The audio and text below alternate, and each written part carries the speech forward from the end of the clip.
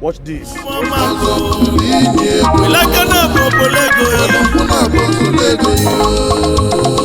ONYEOMA TOCHUKWU ekenere nke lụrụ amaka.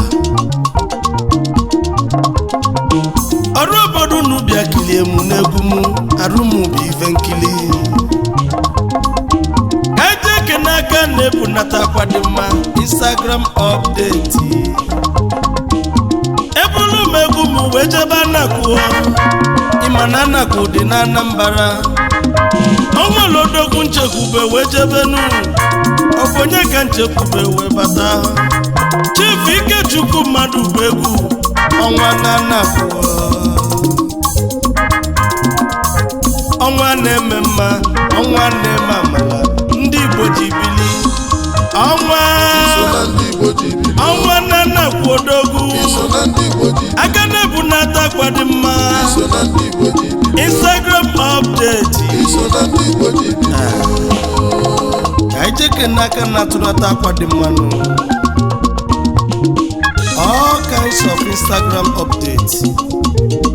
Ọ bụ onye ka na-ekwu maka ya nụ? Chief Ikechukwu mmadụ bụ egwu. Chief ọnwa na Anakwu. All the boys and girls, ịchọba Instagram update. Walujebe na nke ọnwa na Anakwu. Na Bida by Edison Plaza. Opposite UBA Bida. Shop number 050. Tuziese ọnwa na Anakwu.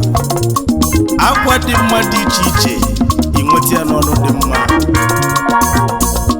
Haba ọnwa ji akwa eme ọgọ imele ONYEOMA TOCHUKWU imelu mfu n'anya. Ọnwa na Anakwu bụ ezi oyibo. Haba ọsọ pulini ego. Ọnwa na Anakwu odogwu. Chief Ikechukwu mmadụ bụ egwu. Welagara bụ ogbole ego yi. Ọ bụ mụ bụ ONYEOMA TOCHUKWU na mmadụ nweze. Nnụnụ Chukwu bi n'ọzara. Onye ndị mozi na-agwa okwu. Ọ dị bụ ọbụlụ feki. Ọ dị bụ ọbụlụ counterfeit.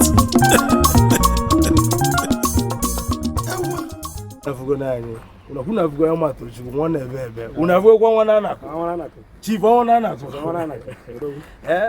Ifro ka ọnwa si wee na-ebecha. Ọnwa na-ewu ewu. Nyenwa bụ number 1 na Instagram update. Na update dị iche iche. Akwa ọbụla bụ just ịchọ update dị mma. Mkpọrọakpọ. Confirm. Good quality. Best quality. Ọnwa na Anakwu. Ọ ya agwazi unu. Shop number ya. Ifo ji wee kalịsị ifo ji dị ebube. Na ife ọma Chukwu wetara ụmụ Igbo. Ka akara yi ọnwa ya emeli. Ngwa n'ọnwa Igbo n'ọnwa. Ọnwa na Anakwu na-ekwu. Chief ọnwa na Anakwu na-ekwu. Yabanin na anyị na-ele update. Akwa mgbasiri ike. Akwa mgbasiri ezigbo ike.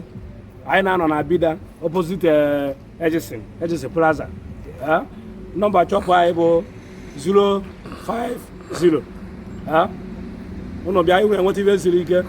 Anyị na-ele ndị retail. Na-elekwa ndị ofu. Ụnụ bịaba na anyị ga-enye ibe siri ike. Ma boutique. Ibe ọbụla chọrọ. Ụnụ bịaba. N'ọnụ dị mma. N'ọnụ dị mma na anyị nwere enwe. 050 number shop 050. Ya bụ 050. Ọnwa na anyị mma.